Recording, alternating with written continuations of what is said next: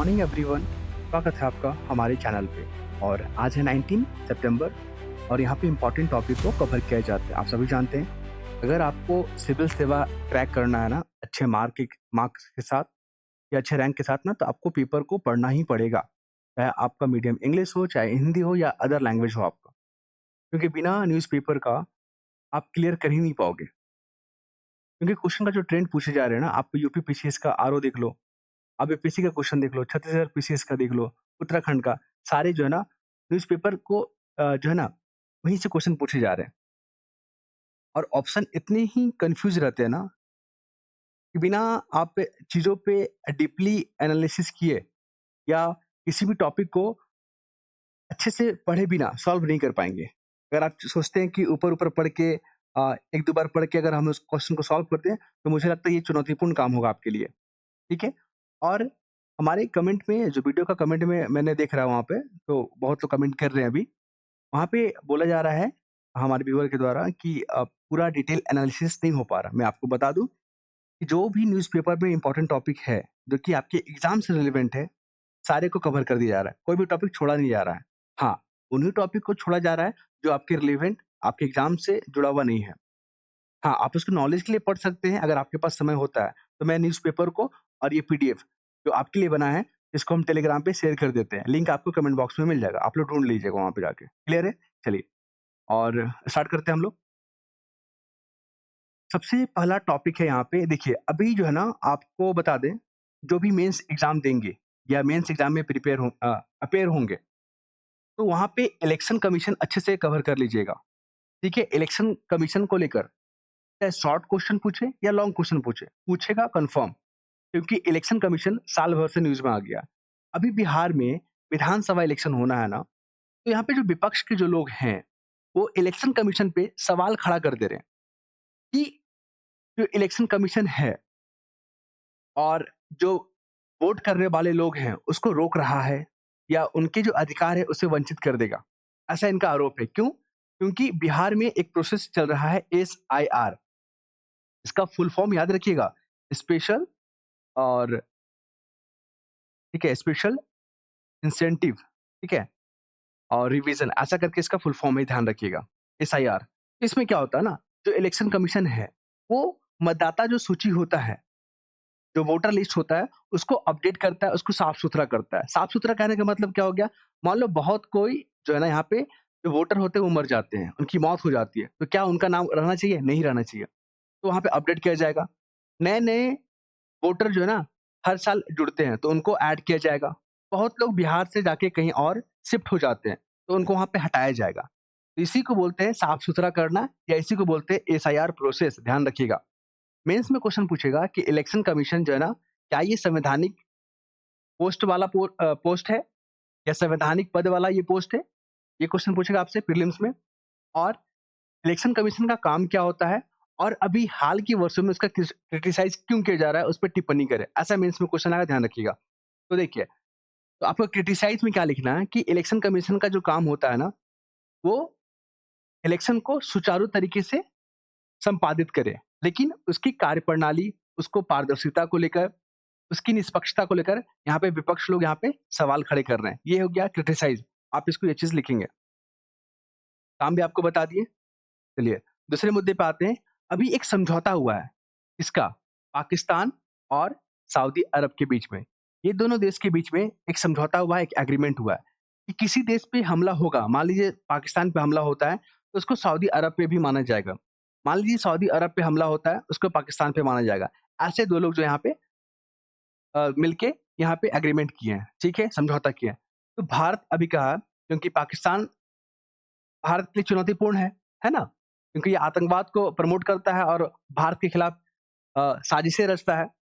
तो भारत इन तमाम समझौतों को तो रिव्यू करेगा ना। तो यहाँ पे जो स्पोक पर्सन है हमारे मंत्रालय का, उन्होंने कहा कि हम इसके परिणामों पे स्टडी कर रहे हैं। इम्पोर्टेंट है, ध्यान रखिएगा। साथ ही यहाँ पे भारत ने ये भी कहा कि हम अपने राष्ट्रीय हित, क्षेत्रीय स्थिरता, वैश्विक स्थिरता के लिए जो भी उचित कदम होगा, हम वो उठाएँगे और लेंगे। तो ध्यान रखिएगा कि भारत जो है ना, अब एक ग्लोबल पावर बन रहा है। भारत का निर्णय, भारत क्या सोचता है किसी मुद्दे को लेकर, ये अन्य देशों के लिए महत्वपूर्ण हो जाता है। ओके? और भारत जो है ना हमेशा विश्व शांति का क्या करता है, वकालत करता है और उसको स्थापित भी करना चाहता है भारत। लेकिन कई ऐसे देश हैं, कुछ देश हैं जो शांति को भंग करना चाहते हैं, अपने हित को साधना चाहते हैं। तो भारत के भी हित को प्रभावित करना चाहते हैं कई देश। तो इसमें भारत अपने तमाम सेक्टरों पे, अपने तमाम जो मुद्दे हैं, उसको सॉर्ट आउट कर रहा है, उस पे मजबूती कर रहा है। ध्यान रखिएगा मेंस में आपसे पूछेगा भारत का क्या अ, अप्रोच है इस मुद्दे को लेकर, तो आपको इस तरह के जो है ना कंटेंट तैयार करके रखना होगा।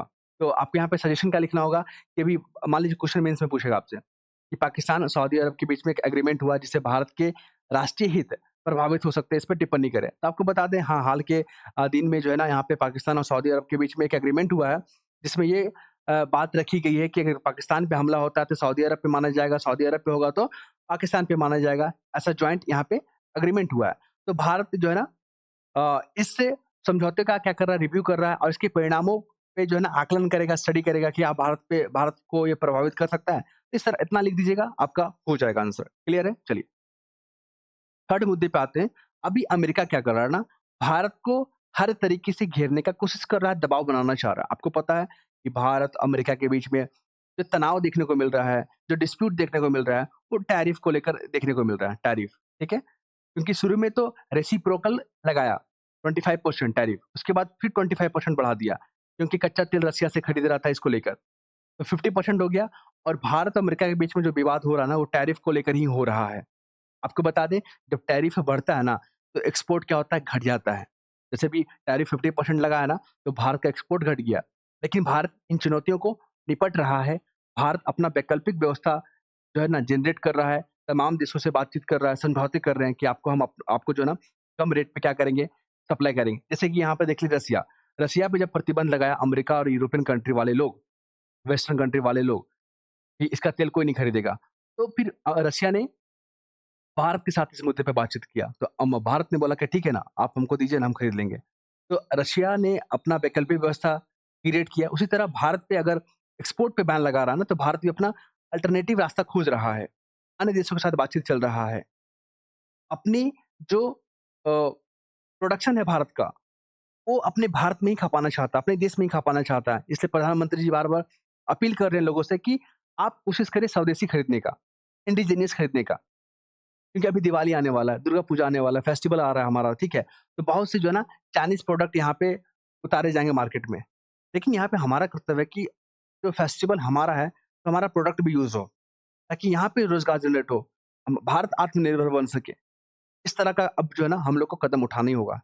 क्योंकि दूसरे देश का मुँह देखने से अच्छा है कि हम लोग अपने फैसले पे काम करें, अपने जो पोटेंशियल है उस पे काम करें। क्लियर है? खैर, तो अभी अमेरिका जो दूतावास है ना, फेंटेनाइल फ्रीकर्स ये क्या है ना, ये एक रसायन पदार्थ है, जिसका यूज़ होता है मादक पदार्थ बनाने में।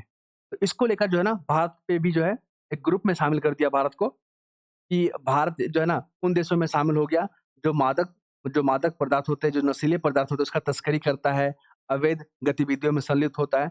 इस तरह के जो है ना भारत पे भी आरोप लगा रहे हैं और कोशिश कर रहा है कि जो फैसिलिटी मिलता है भारत को, वो ना मिले। क्योंकि भारत पे दबाव इसलिए बना रहा है ना, क्योंकि वो चाहता है अमेरिका कि उसका जो एग्रीकल्चर जो प्रोडक्ट है अमेरिका का, वो भारत में बेचे। वो अपने डेयरी प्रोडक्ट को भारत में बेचना चाहता है।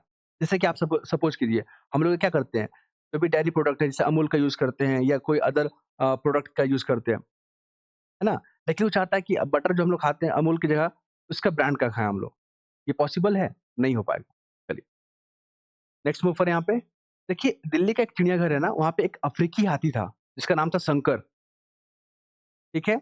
अब उसका मृत्यु हो गया, क्यों? क्योंकि उसका जो जीवन साथी, जीवन संगनी होना चाहिए था। देखिए जानवरों में भी और इंसानों में भी ये चीज़ कॉमन है कि उनको जो पार्टनर चाहिए होता है, लेकिन यहाँ पे पार्टनर नहीं मिला।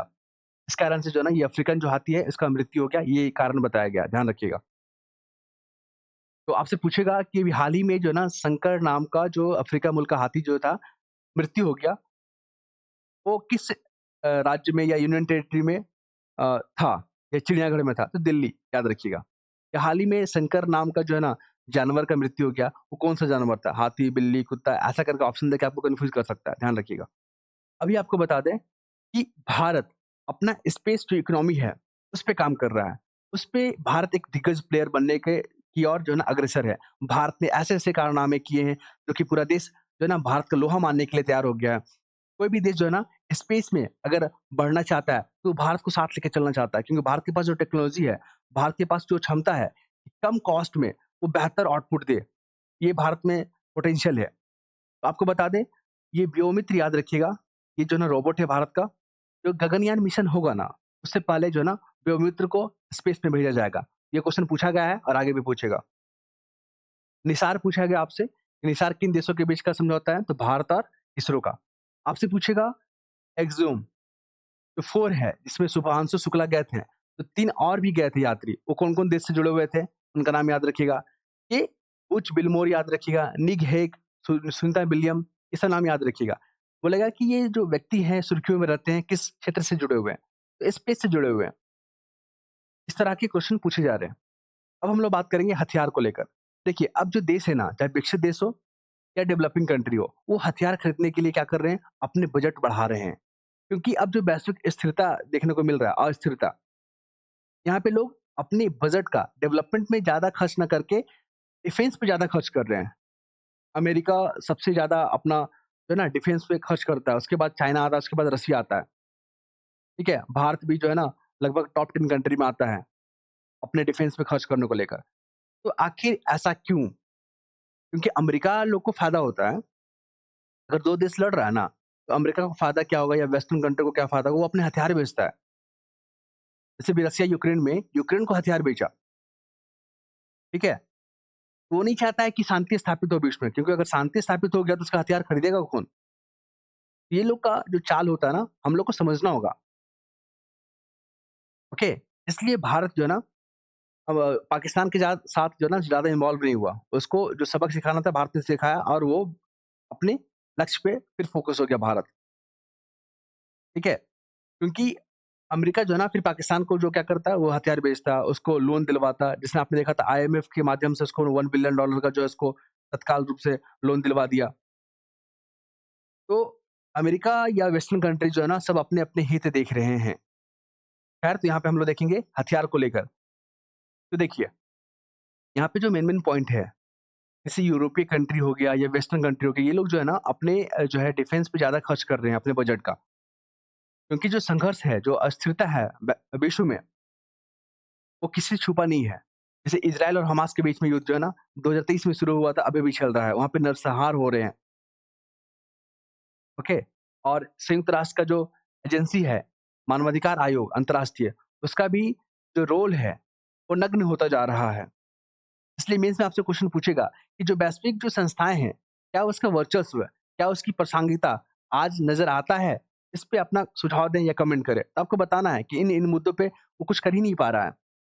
तो जैसे कोरोना के दौर में डब्ल्यूएच का जो भूमिका होना चाहिए था, वो नहीं हो पाया। अब देखो संयुक्त राष्ट्र का जो प्रासंगिक है कि विश्व का जो युद्ध है मतलब वर्ल्ड में जो युद्ध चल रहा है उसको रोके, लेकिन शांति स्थापित कर ही नहीं पा रहा। आज भी रसिया यूक्रेन युद्ध चल रहा है, आज भी इज़राइल हमास युद्ध चल रहा है, ठीक है? इसको रोक ही नहीं पा रहा है। तो फिर हम क्यों यूएनओ को इतना प्रमोट करें, यूएनओ पे इतना फोकस करें? आप समझ रहे हैं ना? तो इस तरह की बातें आपको लिखना होगा। यहाँ पर बात किया गया है जो पैदल चलने वाले जो यात्री हैं, उनके अधिकारों के बारे में बात किया गया है। क्योंकि एक रिपोर्ट आया है डब्ल्यूएचओ का कि जो रोड एक्सीडेंट में मारे जा रहे हैं ना, जो पैदल चलने वाले यात्री हैं, उनकी संख्या बढ़ती जा रहा है, उनका मृत्यु का। तो ऐसे में इनके अधिकार को सुरक्षित करना होगा। आपने देखा होगा आपके घर के आस-पास जो भी रोड वगैरह है, जो पैदल चलने वाला जो जगह होता है, उस पे जो है ना लोग कब्ज़ा कर लिए हैं। वहाँ पे दुकान लगा दिया है कोई कुछ और बेच रहा है, तो पैदल आदमी कहाँ चलेंगे? फिर मजबूरन रोड पे चलते हैं, फिर रोड पे चलता है गाड़ियाँ, गाड़ी में आपको पता ना लोग शराब पी के चलते हैं या अनियंत्रित तरीके से जो है गाड़ी को ऑपरेट करते हैं, इससे एक्सीडेंट की संख्या बढ़ जाती है ना? तो ये सब चीज़ों को ध्यान रखना होगा। तो ऐसे में करना क्या है कि जो पॉलिसी बनता है, जो राहगीर को लेकर, जो पैदल चलने वाले यात्री हैं, उसको अच्छे से इम्प्लीमेंट किया जाए। क्योंकि कई देशों में देखा गया है कि पॉलिसी तो बनता है, लेकिन उसको अच्छे से लागू नहीं किया जाता है, जिस कारण से जो पॉलिसी है, वो पेपर में ही रह के पड़ा रह जाता है। ठीक है? कई देशों में आप देखोगे कि जो पैदल चलने वाले यात्री हैं, उनके अधिकारों को, उनके सम्मान को प्रायोरिटी दिया जा रहा है। यहाँ पे एग्ज़ाम्पल दिया गया है, ध्यान रखिएगा। अभी देखिए खाजुराहो का जो मंदिर है, बार-बार एग्ज़ाम में क्वेश्चन पूछता है, ये मध्य प्रदेश में है। तो और ये यूनेस्को की जो लिस्ट है ना, उसमें शामिल है, ध्यान रखिएगा। और ये भगवान विष्णु को समर्पित है, खजुराहो मंदिर। ये क्वेश्चन एग्ज़ाम में पूछा था, इसलिए मैंने इस टॉपिक को ले लिया। यहाँ पर देख लीजिए, अभी बिहार में होने वाला है इलेक्शन और बिहार में होने वाला है मेंस का एग्ज़ाम। जो अभी प्रीलिम्स एग्ज़ाम हुआ है, जो भी बीपीएससी एग्ज़ाम एईडीओ को लेकर भी जो फ़ोकस्ड हैं, आपके लिए न्यूज़पेपर बहुत इम्पोर्टेंट है। आप लोग देखिएगा, बहुत हेल्प करेगा आपको। आपकी कट ऑफ को पार कर देगा ये सब। 243 सीट है, ध्यान रखिएगा बिहार में।